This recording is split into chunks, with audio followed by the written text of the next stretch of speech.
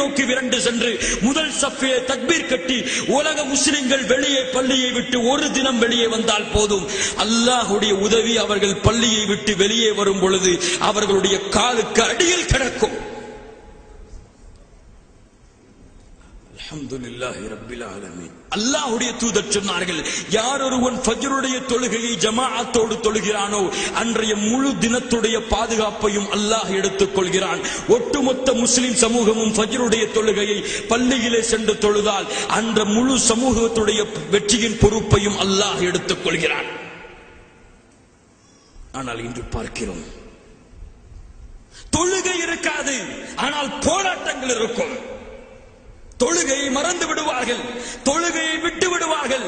ஏதோ காசு பணத்தை தொலைத்தது போன்று தொழுகையை விட்டுவிட்டு இந்த பூமியை நடமாடி கொண்டிருப்பார்கள். இவர்களை அல்லாஹ் முஸ்லிம்களாக அங்கீகரிக்க மாட்டான்.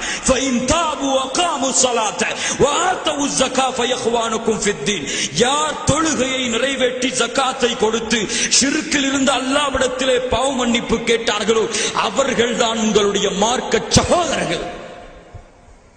அல்லாஹ்வுடைய தூதர் முஹம்மது ஸல்லல்லாஹு அலைஹி வஸல்லம் சொன்னார்கள், அல்லாஹுல்லதி பைனனா வ பைனஹும் அஸ்ஸலா ஃபமன் தரக்கஹா ஃபகத் கஃபர்.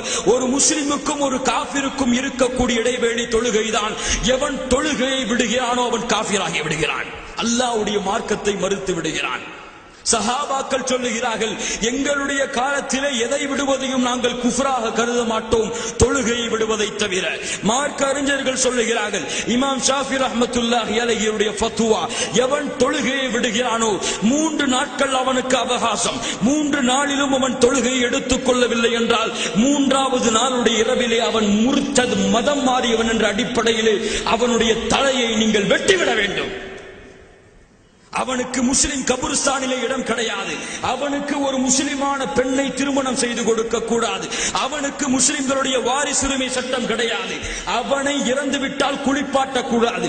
சாக்கு மூட்டைகளை கட்டி தொழுகையிலே குப்பையிலே எறிந்து விட வேண்டும். அபூ ஹனீஃபா ரஹ்மத்துல்லாஹி அவர்கள் மட்டும்தான் இந்த விஷயத்தில் லேசான ஒரு சட்டத்தை சொல்லி இருக்கிறார்கள். அவன் தொழுகையை நிறைவேற்றும் வரை அவனை அடித்துக் கொண்டே இருங்கள், மரணித்தாலும் சரி.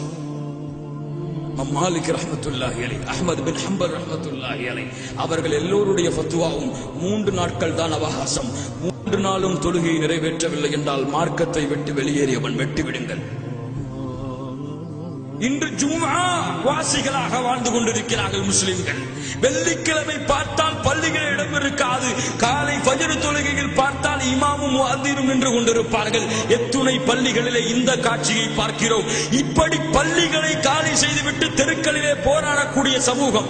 போராட்டம் கூடாது என்று சொல்லவில்லை, பள்ளிகளை மறந்துவிட்டு தொழுகையை மறந்துவிட்டு தொழுகையை கூட சரிவர நிறைவேற்ற துப்பில்லாத இந்த சமூகத்தை கொண்டு அல்லாஹ் வெற்றியை கொண்டு வர முடியாது. இது தொழுகையுடைய நிலைமை என்றால் இன்னும் எத்துணை இபாதத்துகள் இந்த மார்க்கத்திலே இருக்கிறது. அதிகாலையிலே இறைவன் முதல் வானத்திற்கு இறங்கி வருகிறான். யாராவது என்னிடத்திலே மன்னிப்பு கேட்பவர்கள் இருக்கிறார்களா, மன்னிக்கிறேன். யாராவது என்னிடத்திலே உதவி கேட்பவர்கள் இருக்கிறீர்களா, உதவி செய்கிறேன் என்ற அல்லாஹ்வுடைய அழைப்பை ஏற்றுக்கொள்ளாமல் உறங்கிக் கொண்டிருக்கும் முஸ்லிம்கள் இருக்கும் சமுதாயம் இது. ஒரு இபாதத்திலே முன்னேற வழிகளை தேடிக்கொள்ளாத சமுதாயம் எப்படி அல்லாஹ்வுடைய வெற்றியை நோக்கி தங்களுடைய நடைபயணத்தை மேற்கொள்ள முடியும்? சிந்தித்து பாருங்கள். உங்களுடைய சிந்தனைக்கு விடுகிறேன். சுப்ஹானல்லாஹி ரப்பில் ஆலமீன். ஆம் கண்ணியத்துக்குரியவர்களே, பள்ளிக்கு அதான் சொல்லப்படுவதற்கு முன்னதாக பள்ளியிலே சென்று அல்லாஹ்வுடைய தொழுகையை எதிர்பார்த்து வாழ்ந்த சமூகம் இது. தங்களுடைய உயிர் பிரியக்கூடிய நேரமாக இருந்தாலும் உமர் பின் கத்தாப் ரலியல்லாஹு அன்ஹு தங்களுடைய உயிர் பிரியக்கூடிய நேரத்தில் எழுப்புகிறார்கள். குடல்கள் எல்லாம் வெளியே வந்து கத்தியால் குத்தப்பட்டு கிடக்கும் பொழுது உமர் அவர்களே, தொழுகையின் நேரம் வந்து விட்டது. நஅம் நஅம் லா ஹப்ப ஃபில் இஸ்லாம் லிமன் தரக்க ஸலா. ஆம் ஆம், எவன் இந்த மார்க்கத்திலே தொழுகையை விடுகிறானோ அவனுக்கும் இஸ்லாமிற்கும் சம்பந்தம் இல்லை என்று உமர் அவர்கள் கூறிவிட்டு அந்த நேரத்திலும் தொழுகையை நிறைவேற்றினார்கள்.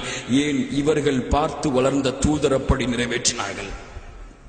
அல்லாஹ்வுடைய தூதர் முஹம்மது ஸல்லல்லாஹு அலைஹி வஸல்லம் முடியவில்லை, எழுவதற்கு நோயுற்று இருக்கிறார்கள். 2 தோழர்களை அழைத்தார்கள், அழைத்துக் கொண்டு இருந்தார்கள், மயக்கமுற்று கொண்டு இருந்தார்கள். கடைசியாக 2 தோழர்களையும் அழைத்து 2 தோழர்களுடைய தோல் மாட்டிலும் தன்னுடைய கைகளை போட்டவாறு கால்களை பூமியில் தரதரவன இழுத்து அல்லாஹ்வுடைய தூதர் ஸல்லல்லாஹு அலைஹி வஸல்லம் ஜமாஅத்துடைய தொழுகையை நிறைவேற்றி வந்ததை உங்கள் வரலாறுகளிலே நீங்கள் பார்க்கலாம்.